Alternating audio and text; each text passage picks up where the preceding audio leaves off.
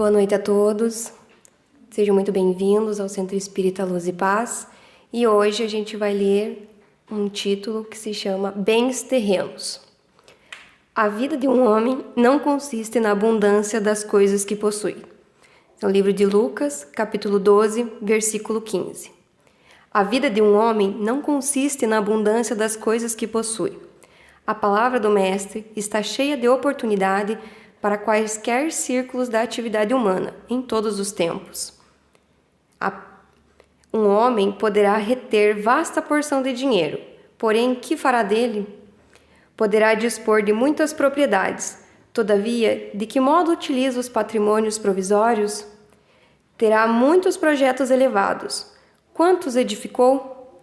Poderá guardar inúmeros ideais de perfeição, mas estará atendendo aos nobres princípios de que é portador? Poderá ter escrito milhares de páginas, mas qual a substância da sua obra?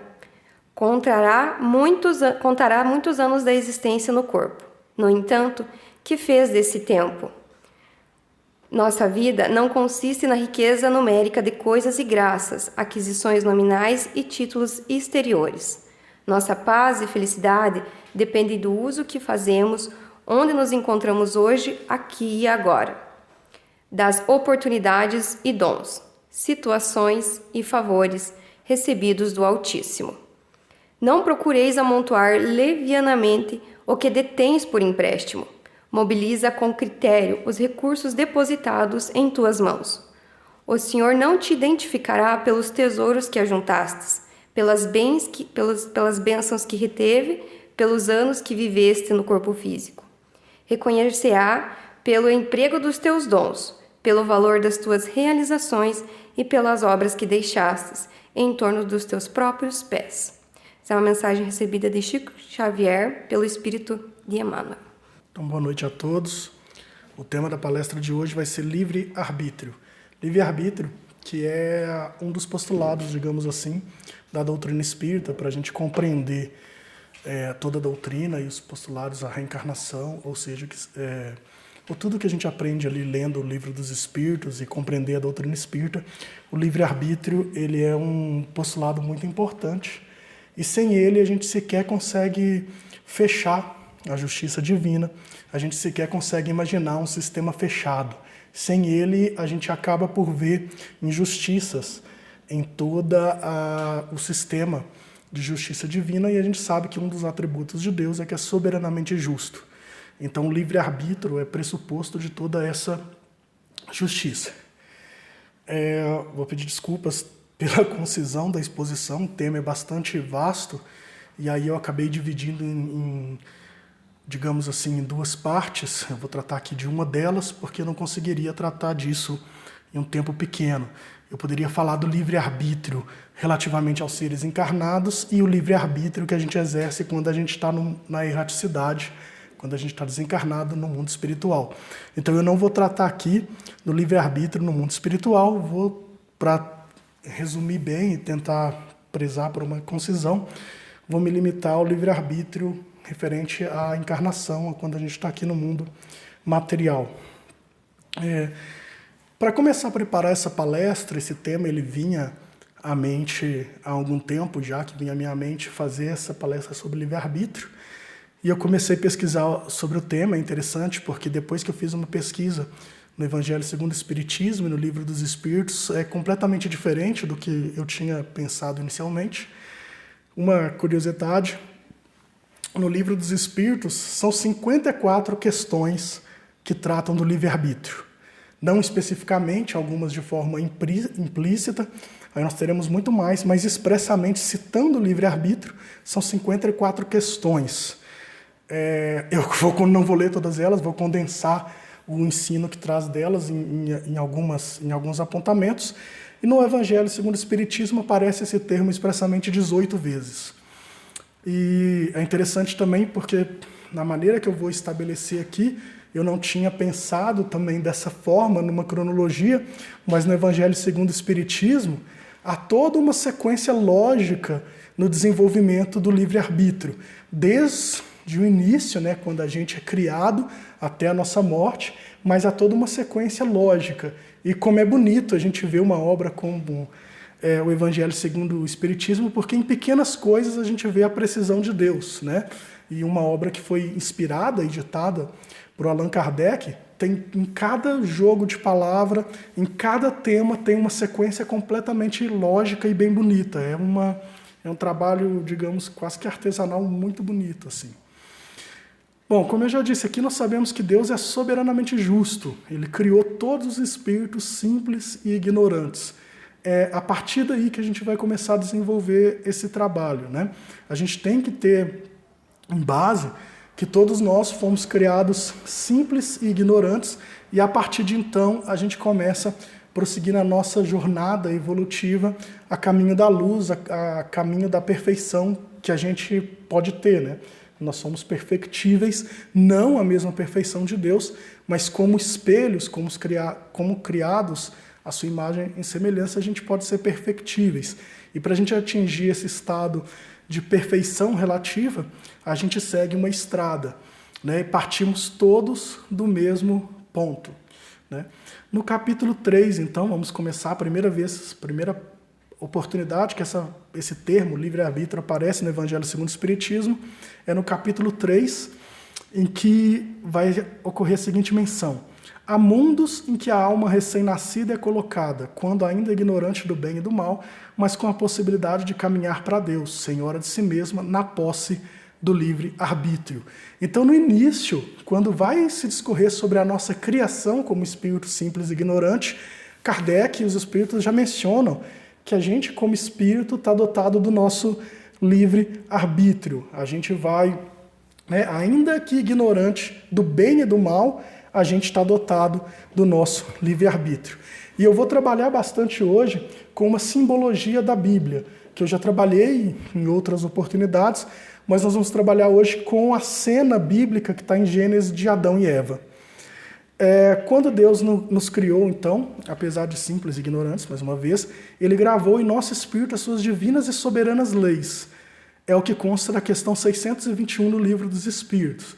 Então também já tive a oportunidade de conversar aqui numa palestra que chamava Onde Mora Deus. A gente tem as leis divinas dentro de nós, na nossa consciência.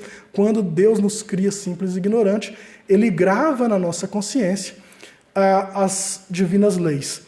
Quando a gente se afasta dessas divinas leis, a gente está percorrendo para o caminho do mal. Quando a gente age de acordo com as leis divinas, a gente está caminhando na seara do bem.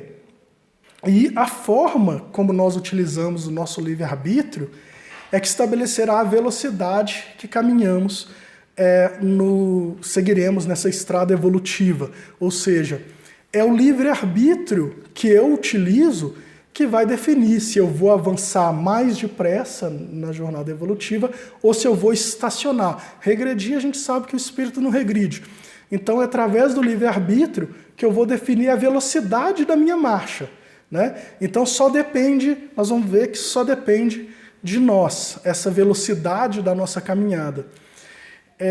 Por isso, né, e aí partindo então, prosseguindo essa lógica, no capítulo 4 do Evangelho segundo o Espiritismo, consta: a reencarnação é uma tarefa que Deus nos impõe, quando iniciamos a vida como primeira experiência que faremos do livre-arbítrio, destacando que os que desempenham com zelo essa tarefa transpõem rapidamente e menos penosamente os primeiros graus da iniciação e mais cedo gozam do fruto de seus labores. Mas os que, ao contrário, usam mal da liberdade que Deus lhes concede, retardam sua marcha, e tal seja a obstinação que demonstrem, podem prolongar indefinidamente a necessidade de reencarnação, e aí quando se torna um castigo. Então a reencarnação é como Deus experimenta o nosso livre-arbítrio. É através da encarnação que Ele vai testar de que forma nós estamos usando o nosso livre-arbítrio, se para o bem ou se para o mal, né? Mesmo desde o momento em que a gente atinge, né, Ele nos cria como espírito simples e ignorante, como a gente atinge a racionalidade, como a gente passa a ter a razão e se entende como homem, a gente reencarna justamente para que Ele possa perceber que uso que faremos do nosso livre-arbítrio. E aí, para me tentar explicar isso, eu vou trazer a simbologia de Adão e Eva do livro de Gênesis. Ao criar o homem, Deus deu instruções para o homem. Eu disse aqui que quando Deus nos criou simples e ignorantes, ele gravou em nossa consciência todas as suas divinas leis. No mito, na simbologia de Adão e Eva, isso está bem claro lá, né? Deus, após criar o homem, após criar ali Adão, ele deu instruções para Adão. Ele disse: você poderá comer de todas as árvores do jardim, mas não poderá comer da árvore do conhecimento do bem e do mal, porque no dia que dela comer, com certeza você não morrerá. Nada mais isso do que essa simbologia de que quando Deus nos cria, ele nos deixa simples e ignorantes porque não temos ainda luz, discernimento. É como uma criança que acaba de nascer, mas já está lá. Deus já instruiu, quando nos criou como espíritos, o que seriam suas leis. E a mesma coisa, então, quando nesse trabalho magnífico, que é o livro de Gênesis, e através de uma simbologia, vão trabalhando toda essa criação, ele coloca isso. Deus, ao criar o homem, ele instruiu o homem. Né? Ele não deixou, simplesmente criou e deixou ele ali para descobrir as coisas no Jardim de Éden sem nenhuma instrução. Ele instruiu, ele deu as leis divinas. E isso surge o primeiro teste, porque ele proibiu, né, digamos aqui, vamos ver a linguagem, ele não proibiu expressamente, não coma. Ele instruiu, não coma da árvore do conhecimento do bem e do mal. Mas ele não tomou nenhuma providência para obstar ou colocou nenhuma dificuldade para que Adão e Eva fossem lá e comessem da árvore do conhecimento do bem e do mal. Então é o primeiro teste. Deus, quando nos propõe a reencarnação, e para que serve a reencarnação, é testar o que faremos do livre-arbítrio. Adão e Eva, então, foram testados no primeiro momento, assim que criados. O que você vai fazer do seu livre-arbítrio? Porque livre-arbítrio, o importante é que a gente delibere, né? Eles tinham que decidir por si seguir as divinas leis, mas seguir por vontade própria ou discordar. E foi o que aconteceu, né? Adão e Eva, então, submetidos a esse teste, deliberou por não cumprir a sugestão ou as orientações de Deus e tomar um caminho diferente, né? E a todo momento, isso até foi por esse motivo que me estava vindo à mente esse tema, porque sempre alguém me pergunta como é a doutrina espírita, e eu sempre digo, a doutrina espírita não proíbe ninguém de fazer nada. Né? Assim como Deus respeita profundamente o nosso livre-arbítrio, você pode cometer as maiores atrocidades que for, ainda assim Deus vai te amar. A doutrina espírita, como reflexo de Deus, somos o espelho de Deus, ela não vai te proibir de fazer nada. Se você quiser sair daqui e matar alguém, saia e mate. Mas nós vamos te dar consciência de todas as consequências que isso vai acontecer. Nós não vamos proibir você de beber, de fumar, de fazer nada. Faça o que você achar que é necessário, mas vamos dar consciência de que você é responsável pelos seus atos e de que isso vai retardar sua marcha ao progresso, né? E por isso veio à mente trabalhar com esse tema. Prosseguindo aqui, então quando a gente opta, né, Adão e Eva optou por fazer uma má escolha. E na sequência, o que eles fizeram, né? Logo depois, eles escutam Deus ali caminhando no Jardim do Éden e eles se escondem. E eles fazem uma coisa. Deus chama eles à responsabilidade. O que Adão faz? A responsabilidade não é minha, é da serpente, né? E o que a gente não faz o tempo inteiro? A gente foge da nossa responsabilidade. A gente usa o nosso livre-arbítrio e depois a gente escolhe ou traz outras pessoas, outras influências, o meio ou terceiros para fugir da nossa responsabilidade. Eu fiz isso, mas foi por culpa de ciclano. Eu falei que eu não ia mais beber, mas, poxa, meu amigo me chamou, vamos ali só tomar uma, eu acabei bebendo. Alguém te proibiu? Alguém te obrigou? Né? É uma má influência, sim, mas a deliberação de fazer aquilo é sua. A responsabilidade é só sua, né? Não é de mais ninguém. Por mais que eu te chame para cometer algo que seja ilícito, que seja desviado das leis de Deus, a responsabilidade é sua, não é da serpente, Não é de ninguém, a responsabilidade é nossa pelos nossos atos, porque Deus nos deu o poder de resistir. Por mais que seja tentador, eu tenho o poder de resistir a essas tentações. A palestra passada que eu disse, dai a César o que é de César, o que ocorre é que muitas vezes a tentação vem e nós olhamos com o olhar do mundo material, né?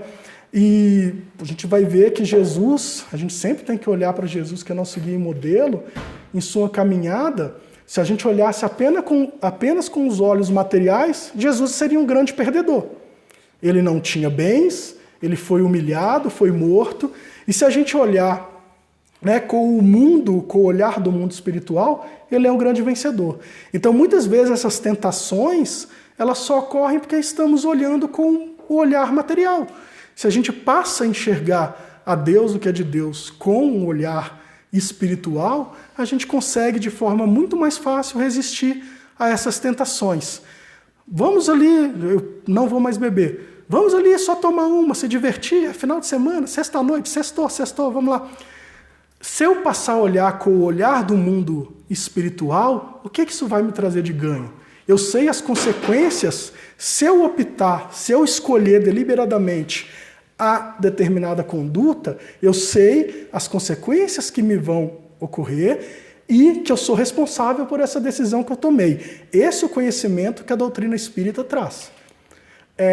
Ao mesmo tempo, sabendo disso, eu tenho uma racionalidade muito maior para tomar uma decisão certa. Ainda que aos olhos do mundo isso seja considerado triste, digamos assim, triste, mas não é legal, né? É aquele sujeito chato que está sempre chamando a gente, assim, com responsabilidade, mas eu estou tomando a decisão, eu tenho que ter conhecimento para poder tomar essa decisão.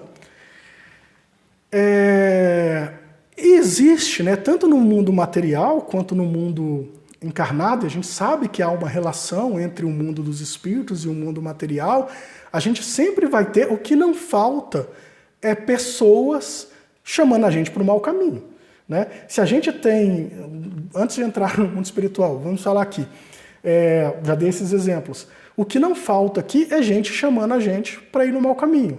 Chega, né, você vai ter pessoas que parecem que são nossos amigos, conviventes, mas que sempre vão chamar a gente para fazer algo que está em desacordo com as leis divinas.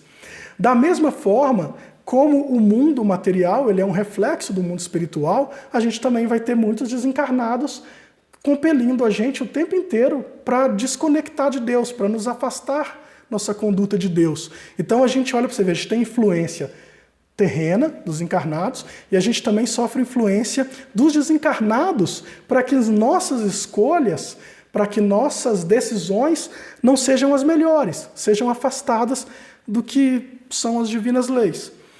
Na questão 544 do Livro dos Espíritos, Kardec pergunta a Kardec: poderíamos maus espíritos suscitar-lhes planos errôneos com o fim de levá-lo à derrota? A resposta dos espíritos é fantástica, ela é curtinho e precisa. E eles respondem fazendo outra pergunta. Respondem eles: podem, mas não têm eles o livre-arbítrio? Ou seja, os espíritos podem suscitar-lhes planos errôneos? Podem, mas vocês não têm o livre-arbítrio? Vocês seguem esses espíritos obsessores se vocês quiserem, né? A gente fala, olha, eu fiz isso, mas foi por culpa do espírito obsessor. Tá bom, mas quem que deu abertura para o espírito obsessor te obsidiar? Você. Quando você toma más escolhas previamente, quando você mantém sua vibração, sua sintonia vibratória baixa, é você que está dando abertura para o espírito obsessor te obsidiar. Você não pode tirar a sua responsabilidade, falar, é o espírito obsessor que está me fazendo fazer isso. Tá, porque você deixa. Porque você deliberou por assim fazer. É igual aquela pessoa que enche a cara de cachaça, vai ali e comete um crime. Depois ela chega lá no fórum, não posso ser punido porque eu estava bêbado. Não, se a justiça humana já chegou, que é totalmente falha, chegou num ponto de que você se embriagar não isenta a sua responsabilidade, perante Deus não é você falar que você está sendo obsidiado que vai tirar a sua responsabilidade. Ainda assim, você é responsável pelas escolhas que você faz, né? E então os próprios espíritos dizem, eles podem nos influenciar para o caminho do mal? Podem, mas temos livre-arbítrio. Adão e Eva poderiam não ter seguido o conselho da serpente, seguiram porque quiseram, né? Eles poderiam ter resistido a esse mau conselho e poderiam ter tido uma boa escolha. A questão está então em como podemos fazer boas escolhas, né? Como é que a gente pode sempre tentar ter uma decisão mais acertada, uma decisão que vai estar de acordo com o que são as leis morais, o que são as leis divinas, né? Em primeiro lugar, é o segundo mandamento dos Espíritos, estudando. Eu tenho que conhecer não só a doutrina, mas eu tenho que conhecer sobretudo o Evangelho. Se eu conhecer o Evangelho, conhecer o que foi a vida do Cristo, tá fácil. Cristo é nosso seguidor e modelo. Aquela pergunta que eu já disse em outra oportunidade, toda vez que eu for fazer alguma coisa, o que Cristo faria se estivesse no meu lugar? Né? Com isso, ele já resgata a lei de Deus que está gravada na nossa consciência. Então, estudando o Evangelho, a importância do Evangelho no lar também. Quando a gente estuda o Evangelho, isso ajuda a gente a discernir e a fazer boas escolhas, a tomar boas decisões. Outro ponto, né, é o autoconhecimento. Na questão 122 do Livro dos Espíritos, os próprios Espíritos nos dizem que o livre-arbítrio se desenvolve à medida que o Espírito adquire a consciência de si mesmo, né? Então, na medida que eu tenho áreas de sombra, isso também está lá na Psicologia de Joana de Ângeles, nos livros da série psicológica dela, eu tenho áreas de sombra. É aquelas áreas que eu tenho ainda maus pendores, que as imperfeições em mim são mais gritantes. Eu preciso, então, conhecer essas áreas, porque conhecendo as minhas imperfeições, eu já começo a enxergar contra o que eu tenho que lutar. E como é que a gente faz, então, para conhecer nós mesmos? Também a resposta está no Livro dos Espíritos, questão 919, Santo Agostinho nos trouxe, né? Aquele exercício diário que a gente faz para conhecermos a nós mesmos. E aí eu também não vou perder tanto tempo aqui, eu vou remeter então à leitura da questão 919, e se alguém quiser alguma complementação disso, se não me engano, a segunda ou terceira palestra que eu fiz virtual, logo lá em 2020, quando começou a pandemia, foi uma análise minuciosa dessa questão 919. Então, conhecendo a vida de Cristo, e conhecendo a nós mesmos, a gente consegue, já tem todo o instrumental para que a gente possa tomar boas escolhas quando decisões se apresentarem para nós. E aí, nesse ponto, muita gente pode estar pensando que a tarefa não é fácil. Não, ela não é. Mas Deus não nos desampara, né? Se, por um lado, Ele permite que espíritos ainda imperfeitos nos influenciem com maus pensamentos e para que tomemos escolhas ruins, ele também, por outro lado, ele equilibra a balança. Afinal, Deus é soberanamente justo. Ele traz também ou possibilita bons espíritos para nos auxiliarem também a tomar boas escolhas, né? Se muitas vezes essa tentação ela parece irresistível, mas vendo como Jesus agiu, vamos lembrar como é que ele resistiu à tentação no deserto? Orando. A oração ela é imprescindível para que a gente use de forma eficaz e boa o livre-arbítrio. Toda vez que a gente precisa tomar uma boa decisão, a oração nos ajuda, porque ela atrai bons espíritos que vão nos influenciar e ajudar a resistir aos maus pensamentos e a tomar boas decisões. Então, a oração ela potencializa a a gente tomar boas decisões. Porque se a gente de um lado sofre a influência dos maus, a gente pode sofrer a influência dos bons também. Mas depende de nós. A gente precisa elevar nosso pensamento, entrar na mesma sintonia vibratória dos bons espíritos para que eles possam nos auxiliar. Muitas vezes, quando eu vou fazer uma oração, o que eu peço é que eu consiga manter minha sintonia vibratória elevada, porque eu tenho certeza que se eu manter essa conexão, eu vou sofrer boas influências, eu vou sofrer boas intuições. Né? O que eu preciso é me conectar. Quando a gente vai lá em nosso lar, a gente vê que o André Luiz, quando ele estava no umbral, o Clarencio, ele ficou 8 anos do lado dele, mas precisou ele elevar o pensamento dele para o Clarencio aparecer e ajudá-lo. Os bons espíritos, eles estão o tempo inteiro ao nosso lado, mas depende de nós também deixar que eles nos influenciem, deixar que eles nos inspirem. Daí a importância da prece, né? Para que a gente use de forma adequada o nosso livre-arbítrio.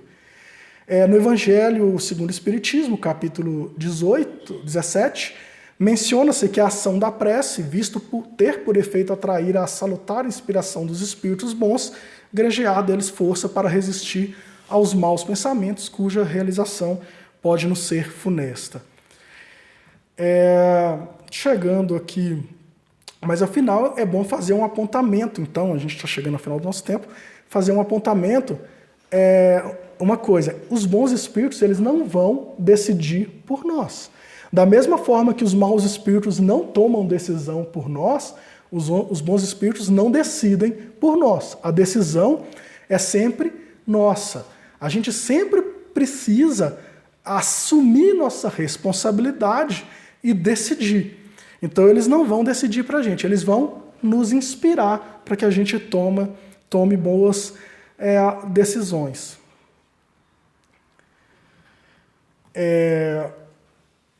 Então, para a gente chegar aqui ao final, eu queria deixar, ainda esse tema é vasto, tem muita coisa, mas eu queria deixar uma frase do Allan Kardec que acho que vai propor a reflexão para todos vocês. Diz Kardec: sem livre-arbítrio, o homem não teria nem culpa por praticar o mal e nem mérito por praticar o bem. Se a responsabilidade não é minha, eu não teria culpa pelo mal que fiz, mas eu também não teria nenhum mérito pelo bem que eu fizer. Eu preciso ser responsável quando eu tomo boas decisões, e geralmente nós somos. Quando a gente toma boas decisões, a gente quer o reconhecimento, que a gente adotou uma boa decisão, mas o que a gente infelizmente vê mais hoje, não vou nem considerar o plano espiritual, mas um plano material, é que quando a gente toma uma decisão errada, a gente arranja milhões de pessoas para ser o culpado. Seja o nosso inimigo, nosso vizinho. E se a gente não achar ninguém específico, a gente pega um ente abstrato, o Estado, uma instituição tal, e joga a culpa nela. Eles não me deram as oportunidades, eles não me deram possibilidades de atuar dessa forma, mas não, a escolha sempre é nossa. Como eu disse na palestra passada, é preferível sofrer uma injustiça do que eu cometer uma justiça. Então a ausência de oportunidades, as dificuldades da vida não são motivo ou desculpa para nenhum de nós adotar escolhas ruins e fugir da nossa responsabilidade.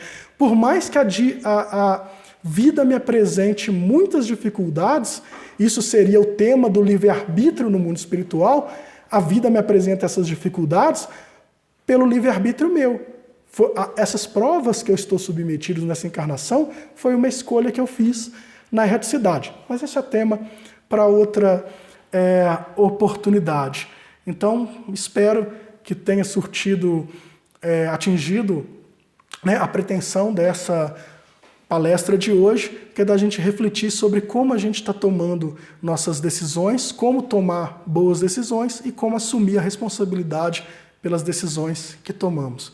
Agradeço a todos, uma boa noite.